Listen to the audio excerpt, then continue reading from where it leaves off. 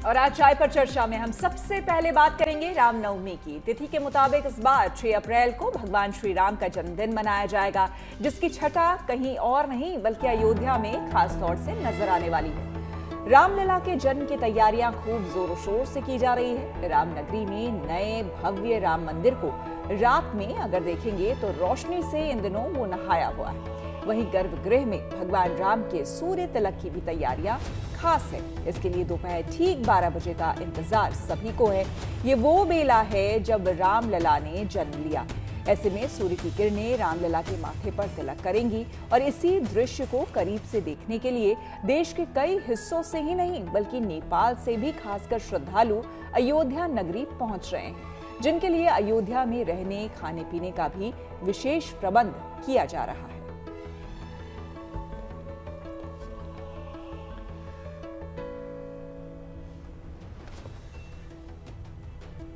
और चलिए हम आपको ये बताते हैं कि अयोध्या में 6 अप्रैल को श्री रामनवमी पर 20 से 25 लाख श्रद्धालुओं के आने की संभावना है।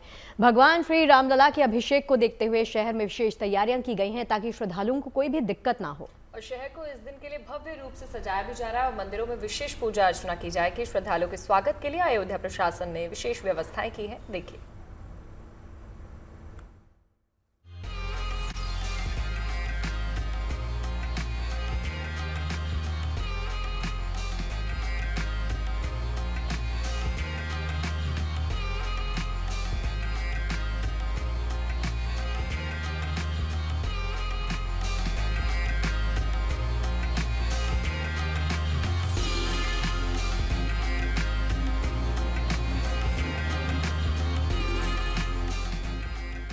भगवान श्री राम की जन्मभूमि, आस्था और भक्ति की पावन नगरी अयोध्या। ये शहर न केवल धर्म और संस्कृति का केंद्र है बल्कि करोड़ों भक्तों की भावनाओं से जुड़ा एक जीवंत इतिहास समेटे है। त्रेता युग में भगवान श्री राम का जन्म यही हुआ था और अब हजारों साल बाद अयोध्या फिर से एक नए युग में प्रवेश कर रही है। मौका है चैत्र नवरात्रि के 9वें दिन रामनवमी का। इस बार की रामनवमी बेहद खास और ऐतिहासिक होने जा रही है।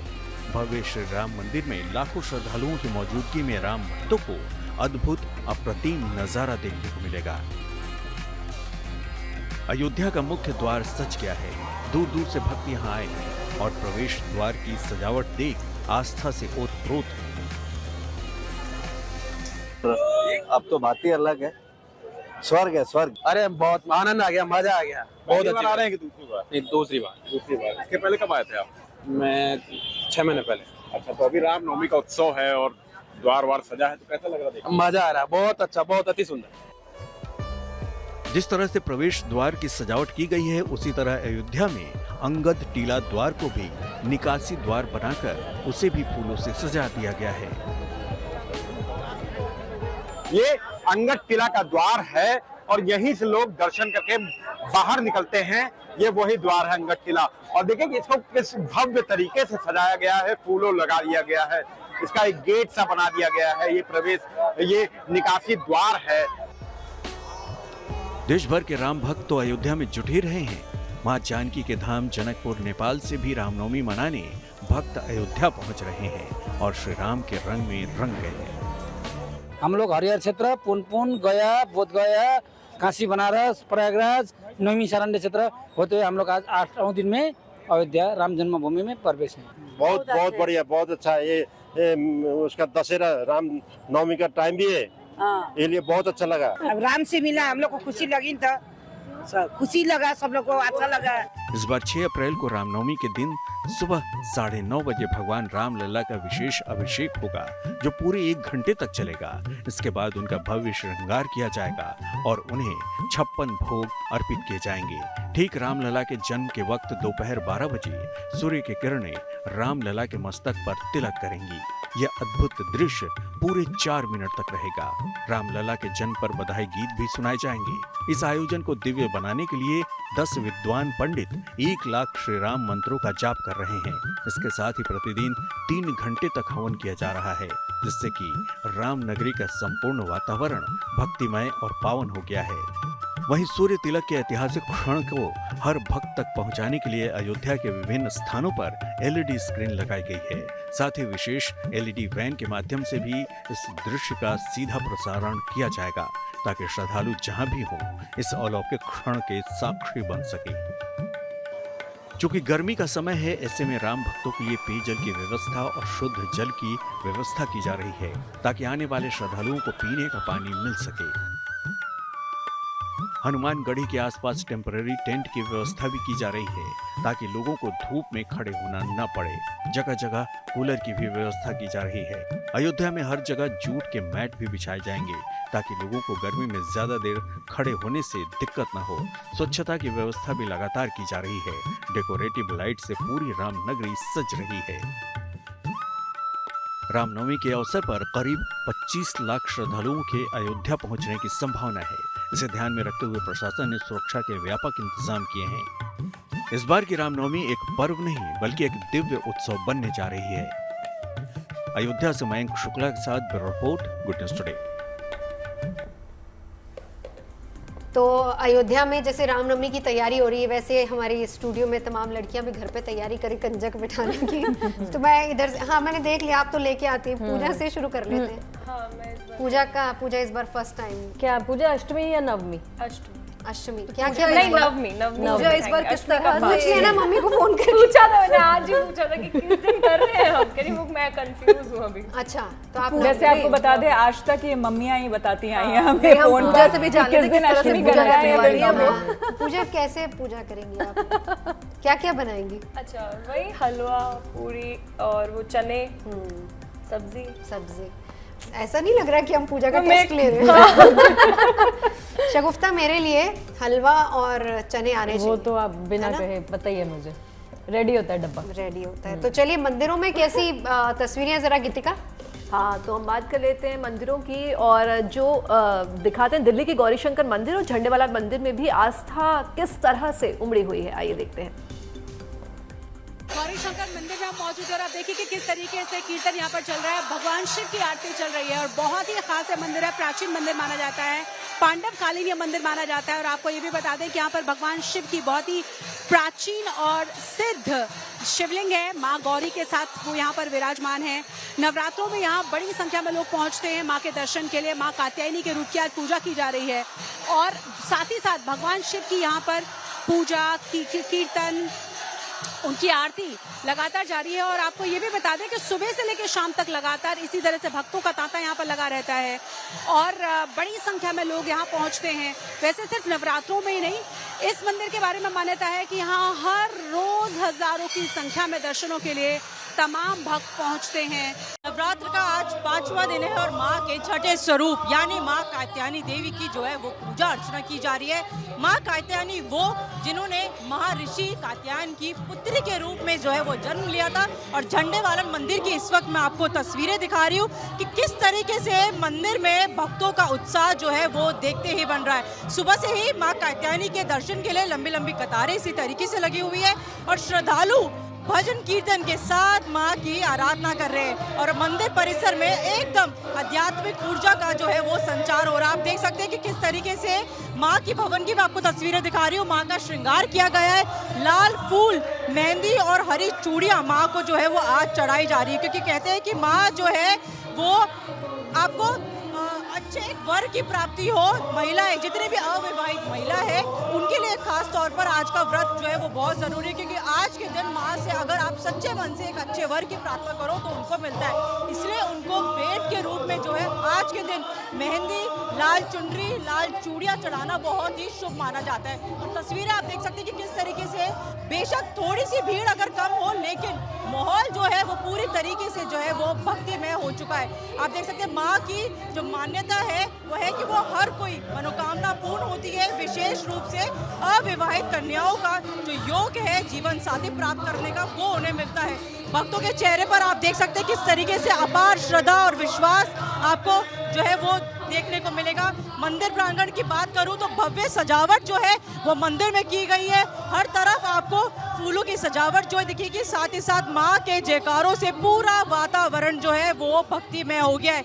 माता रानी के चरणों में हर कोई नतमस्तक जो होकर परिवार और जीवन में सुख शांति की जो है कामना कर रहा है। और अगर दूसरी तरफ की तस्वीरें दिखाऊं तो हर कोई हाथ उठाकर जो है कीर्तन में एकदम मग्न हो चुका है। आप देख सकते हैं किस तरीके से जो है वहाँ पे भजन कीर्तन भेंट माँ के लिए जो है वो आपको नजर आएगी। हर कोई इस वक्त एक अलग ही पल जो है वो महसूस कर रहा है। भक्तों से भी बात करेंगे। एक जयकारा जयकारा शेरावाली का, बोल साचे दरबार की, बोल साचे दरबार की जय। दर्शन के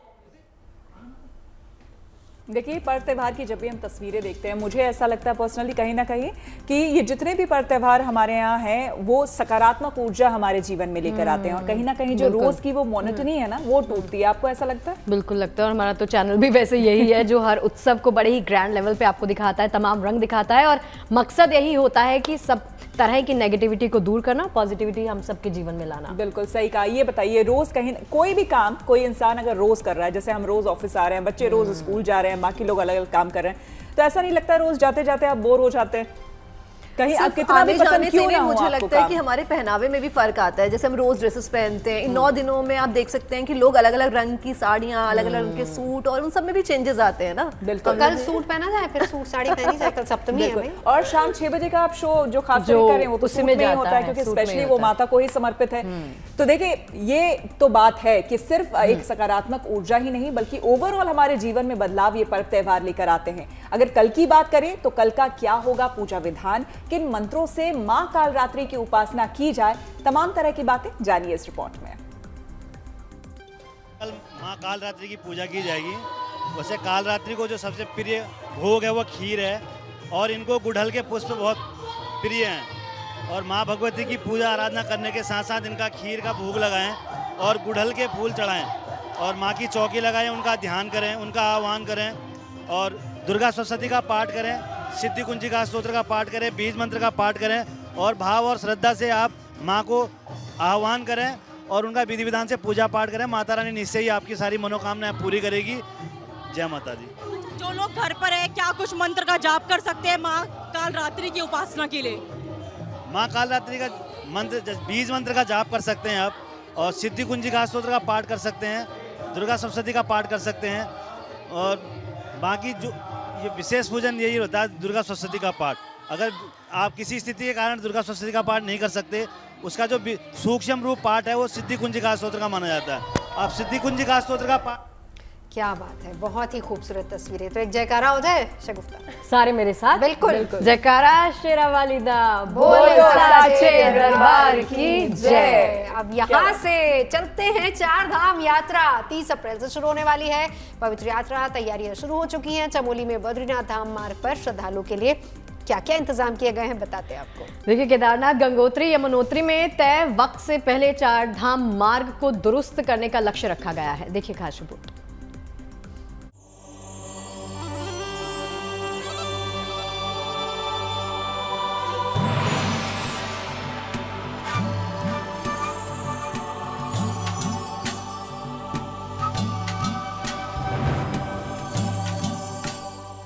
देवभूमि उत्तराखंड में 4 धाम यात्रा की तैयारियां शुरू हो चुकी हैं।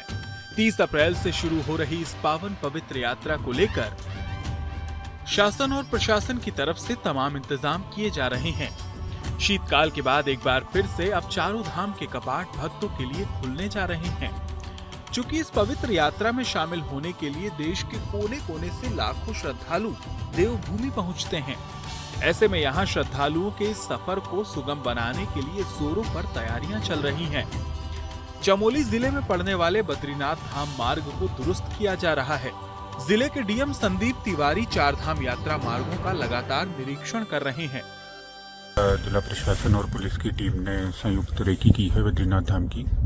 तो जो भी नुकसान बर्फबारी से हुआ था इस सीजन में उसका आंकलन किया है। पीडब्ल्यूडी, जल संस्थान, पर्यटन विभाग, जितने भी विभाग यहाँ काम करते हैं सबके कॉन्ट्रैक्टर्स और लेबर मोबिलाइज हो गए हैं। काम स्टार्ट हो गया है और क्योंकि अब 1 महीने से भी कम का समय हमारे पास है तो हमारा प्रयास है कि इसको तीव्र गति से कार्य को पूर्ण किया जाए ताकि श्रद्धालुओं को एक सुगम सुचारू यात्रा का अनुभव हो सके।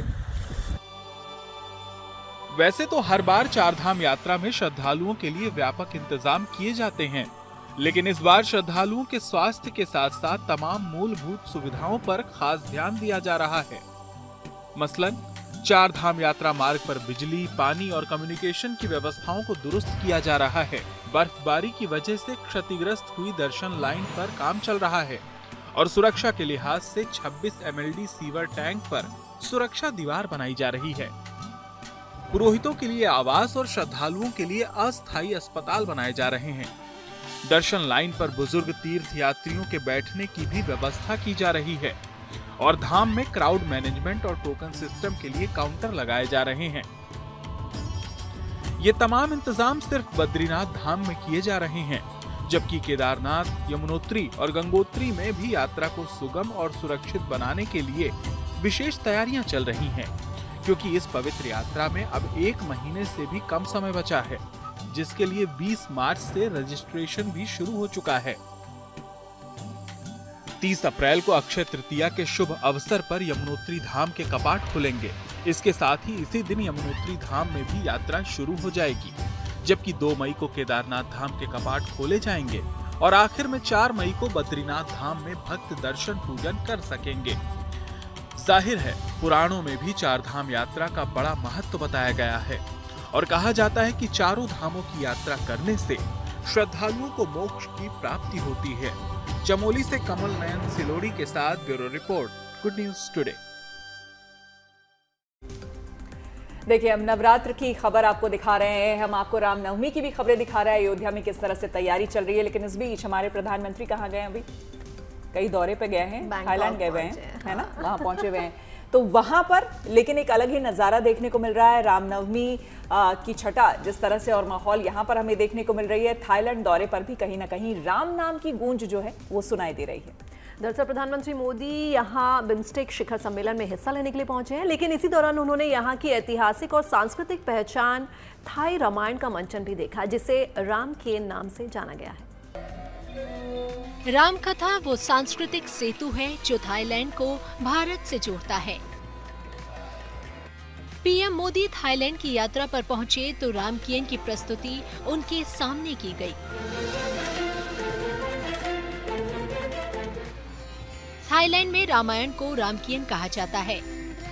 में रामकथा का ये संस्करण 910 वर्ष पूर्व से प्रचलित है।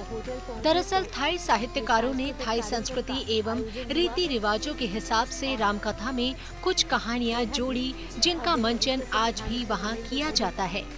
इससे पहले 2 दिनों की यात्रा पर जैसे ही थाईलैंड एयरपोर्ट पर प्रधानमंत्री का विमान पहुंचा, वहां मौजूद भारतीय समुदाय के लोगों ने दिल खोलकर उनका स्वागत किया। प्रधानमंत्री यहां छठे बिम्स्टेक शिखर सम्मेलन में हिस्सा लेने पहुंचे हैं।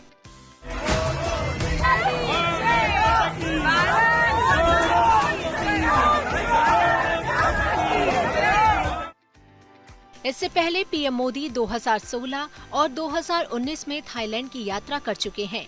अपने 2 देशों के चलिए अब बात भारत के ऑपरेशन ब्रह्मा की करेंगे। म्यांमार में भारतीय सेना दिन रात एक करके घायलों की जान बचाने में जुटी हुई है। भारतीय सेना की 3 विंग मोर्चे पर तैनात हैं, लोगों तक राहत पहुंचाई जा रही है। और इस बीच इन जवानों का हौसला भी बढ़ा रहे हैं वहां के स्थानीय निवासी, जिन्हें भारत से पहुंचे देवदूत से बहुत ज्यादा मदद मिली है। देखिए,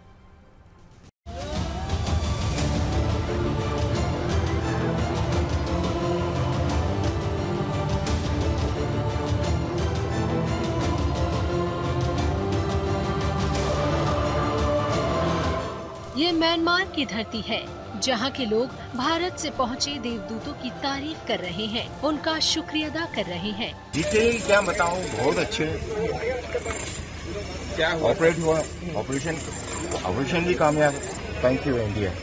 माशाल्लाह बहुत सुकून मिलता है, आप लोग आया तो बहुत अच्छा भी लगता है। आप लोग मेहनती लोग हैं, हम लोग भी बहुत खुशी है आप लोग आने में। तो आप लोग को फायदा मिला है, ये लोग आए? जी माशाल्लाह बहुत फायदा मिला है, बहुत काम भी मालूम पड़ा है ना। दरअसल म्यांमार और थाईलैंड में 28 मार्च का दिन बेहद खौफनाक था।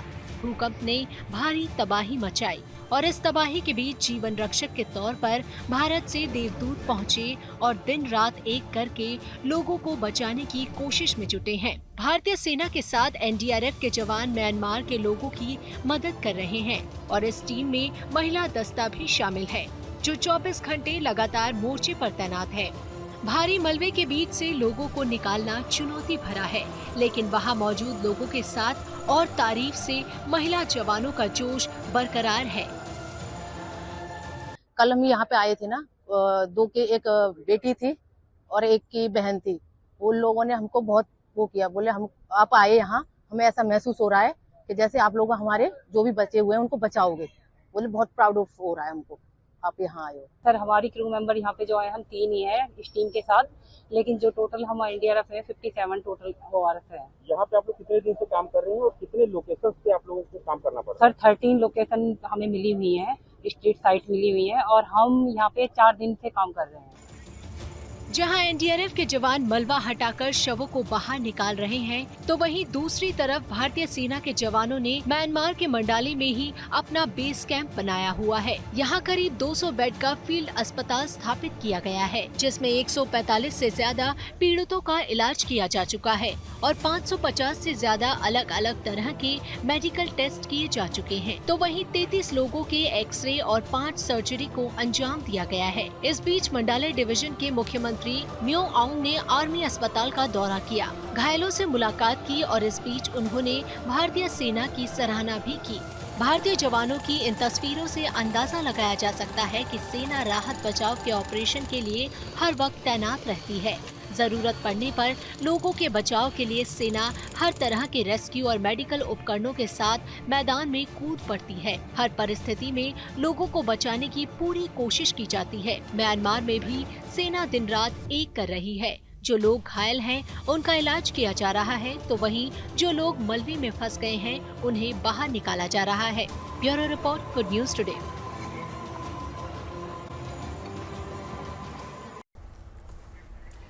देखिए, अभी आप ये खबर देख रहे थे, लेकिन हम में से कई लोग अभी बातें कर रहे थे। कई बार हम लोगों को ऐसा नहीं लगता है कि यार थोड़ा एक ब्रेक चाहिए, है ना? लगातार ऑफिस जाते जाते, जैसे बच्चे स्कूल जाते हुए थकते हैं, हम भी ऑफिस आते हुए, वो हर किसी के फील्ड में होता है, इट्स नॉर्मल। तो आपको नहीं लगता है कि खास करके आईटी वालों से हम अक्सर कहीं ना कहीं एक एनवी रखते हैं कि उनको वर्क फ्रॉम होम मिलता है, हमें क्यों नहीं मिलता? अभी भी मिलता है। एचआर वालों से भी रखते हैं। एचआर वालों से रखते हैं, एग्जैक्टली। लेकिन हम ये बातें कर रहे हैं, लेकिन आने वाले सालों में ऐसा होने भी वाला है। जी हाँ, ऐसा हो सकता है। एक्चुअली माइक्रोसॉफ्ट के को-फाउंडर बिल गेट्स को लगता है कि आने वाले 10 सालों में लोगों को हफ्ते में सिर्फ 2 या 3 दिन ही काम करना पड़ेगा। अब 70 घंटे काम करने की जरूरत नहीं है। क्यों, पूजा बताइए। यानी क्योंकि टेक्नोलॉजी बहुत ही तेजी से बदल रही है, जैसा कि हम जानते हैं। आप बोल रही थी ना कि ब्रेक चाहिए, हाँ। वो ब्रेक शायद एआई दिला सकता है। क्या खतरा भी है, खतरा भी है। खतरा भी है। और जो टेक्नोलॉजी बहुत क्योंकि तेजी से बदल रही है, तो ऐसे में एआई की मदद से मशीनों से काम करने की क्षमता बहुत तेजी से बढ़ रही है और इससे इंसानों से काम कराने की जरूरत भी कम हो जाएगी।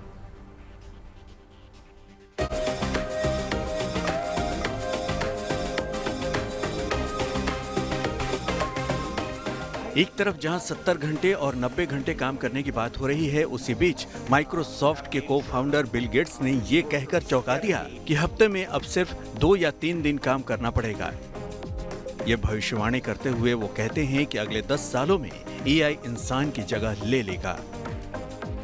माइक्रोसॉफ्ट के को-फाउंडर बिल गेट्स का कहना है कि आने वाले 10 सालों में आर्टिफिशियल इंटेलिजेंस की वजह से लोगों को हफ्ते में सिर्फ 2 या 3 दिन ही काम करना पड़ेगा। एआई के कारण कई काम आसान हो जाएंगे और डॉक्टर की सलाह या एजुकेशन जैसी सेवाएं भी बेहतर होंगी। एआई बहुत सारे काम खुद कर लेगा, जिससे इंसानों की जरूरत कम हो जाएगी।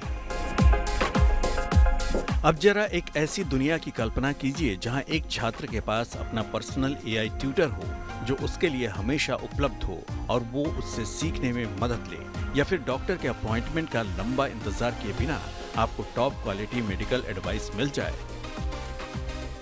बिल गेट्स की माने तो ऐसा होकर रहेगा और ये फ्री इंटेलिजेंस के नए दौर की तस्वीर होगी। उनका कहना है कि खास तौर पर हेल्थ केयर और शिक्षा के क्षेत्र में एआई सब कुछ बदल देने वाला है। बिल गेट्स मेडिकल और शिक्षा के क्षेत्र में ही एआई को इंसान से ज्यादा स्मार्ट होने को तवज्जो देते हैं। उनका कहना है कि दूसरे कई क्षेत्रों में नौकरियां एआई से प्रभावित नहीं होंगी। ये पहली बार नहीं है जब गेट्स ने ये बात कही हो। 2023 में जब चैट जीपीटी जैसे एआई टूल्स आए तो उन्होंने कहा था कि एआई की वजह से लोग हफ्ते में सिर्फ 3 दिन काम करेंगे। बहरहाल एआई के आने से कई देशों में काम के घंटे कम हो सकते हैं, लेकिन भारत में ऐसा जल्दी नहीं होगा। यहाँ के हालात, जनसंख्या और लोगों की स्किल्स पर यह बदलाव निर्भर करेगा। लेकिन आने वाले समय में एआई काम करने के तरीके को जरूर बदल सकता है, इसमें संदेह नहीं है। Manish Chaurasia, Delhi, good news today.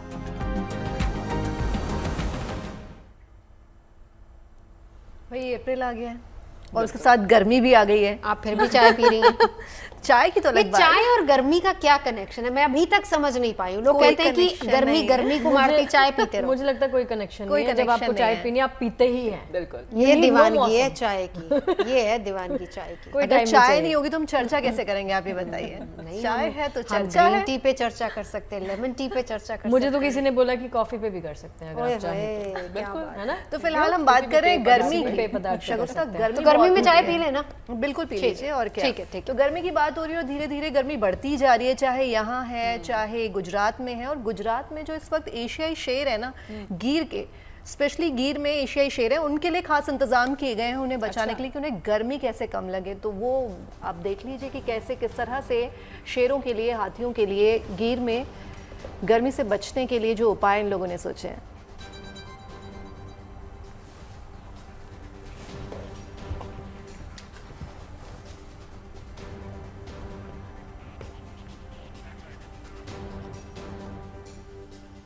तो चलिए, गिर की बात हो रही है तो गुजरात के गिर लिए चलते हैं, जहां जंगलों में बढ़ती गर्मी की मार से एशियाई शेरों को बचाने के लिए खास तरह के इंतजाम यहां पर कर दिए गए हैं। तो भले ही गुजरात में सूरज की तपिश बढ़ रही है, लेकिन अच्छी बात यह है कि प्रधानमंत्री की जंगल सफारी के बाद गिर पहुंचने वाले पर्यटकों की संख्या में भारी इजाफा देखने को मिल रहा है।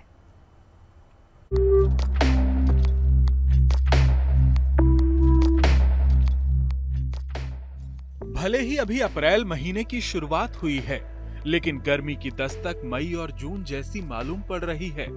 आमतौर पर सूरज के सख्त होते जा रहे जो तेवर मई में दिखते थे, वो इस बार अप्रैल की शुरुआत से दिखने लगे हैं। ऐसी गर्मी से न केवल इंसान परेशान होंगे, बल्कि बेजुबानों को भी मुश्किलों का सामना करना पड़ता है। यही वजह है कि गुजरात के धारी गिर पूर्व वन विभाग ने सूरज की तपिश से बेजुबानों को बचाने की कवायद शुरू कर दी है। गिर नेशनल पार्क में मौजूद भारत की आन बान और शान कहे जाने वाले एशियाई शेरों को गर्मी से बचाने के लिए खास इंतजाम किए गए हैं। जंगल के राजा को पीने के पानी के लिए भटकना न पड़े, इसके लिए यहाँ धारी गिर के जंगलों और राजस्व क्षेत्रों में करीब 250 पेयजल पॉइंट चालू किए गए हैं, जिससे शेरों के साथ साथ बाकी जानवरों को भी किसी तरह की समस्या न हो। पानी के टैंकर, पवन चक्कियां और जगह जगह बनाए गए जल स्रोत शेरों को पानी के लिए भटकने से बचाने का इंतजाम है। गुजरात के गिर में भले ही गर्मी अपने तेवर दिखा रही है, लेकिन एशियाई शेरों के साम्राज्य को देखने आने वाले सैलानियों की संख्या तेजी के साथ बढ़ती जा रही है। इसके पीछे एक वजह ये भी है कि मार्च में प्रधानमंत्री नरेंद्र मोदी ने गिर सफारी का दौरा किया था और उनके इस दौरे के बाद से ही यहाँ आने वाले पर्यटकों की संख्या में इजाफा होने लगा। माननीय प्रधानमंत्री श्री 3 मार्च को शासन गिर की मुलाकात हुआ साथ में, और MBWL का मीटिंग भी हुआ। ये हम देखें अगर कि फरवरी महीने में जो टोटल मुलाकातियों की जो विजिट थी शासन गिर में 49,681 जैसे प्रवासियों ने मुलाकात ली थी। उसके बाद मार्च महीने में अगर हम देखें तो ये आंकड़ा 10,000 जैसा बढ़ के 59,000 तक पहुंच गया है। कुल मिलाकर गर्मी से बेजुबानों को बचाना हो या फिर पर्यटन को पंख लगाना हो, गुजरात के गिर में वन विभाग ने कमर कस ली है। जूनागढ़ से भार्गवी जोशी और अमरेली से Farooq Qadri, good news today. वैसे गर्मी ना सबको लगती है, इंसानों को भी लगती है, जानवरों को भी लगती है। शेर को बचाया जा रहा है तो हाथियों को भी बचाया जा रहा है। दरअसल हाथियों के रिहैबिलिटेशन सेंटर में हम आपको लिए चलते हैं, जहां पर तेज गर्मी से बचाव के लिए उपाय क्या किए गए हैं। इनको शावर बाथ दिया जा रहा है। तमिलनाडु के त्रिची की ये तस्वीरें, जहां पर MR Palam elephant rescue and rehabilitation centre है। गर्मी बहुत ज़्यादा है और इससे बचाने की तैयारी हो रही है। बहुत बड़े दायरे में ये पूरा रिहैबिलिटेशन सेंटर है और वहाँ पर हाथियों के लिए अलग से इंतज़ाम किए गए हैं। पानी की बौछारें उन पर की जाती हैं, उनकी सेहत का अच्छा ख्याल रखा जाता है ताकि इन्हें गर्मी से बचाया जा सके। और अगली चाय का जो मजा है वो हम लेंगे फन गली में। क्यों गीतिका, कुछ बोलना चाह रही थी? लेकिन अभी किस्सा आईपीएल का हमारा बाकी है। चाय भले ही हो गई है लेकिन थोड़ी मस्ती, थोड़ा स्टाइल, बिना मस्ती के तो भाई यहाँ कुछ नहीं होता। तो चलिए देखते हैं।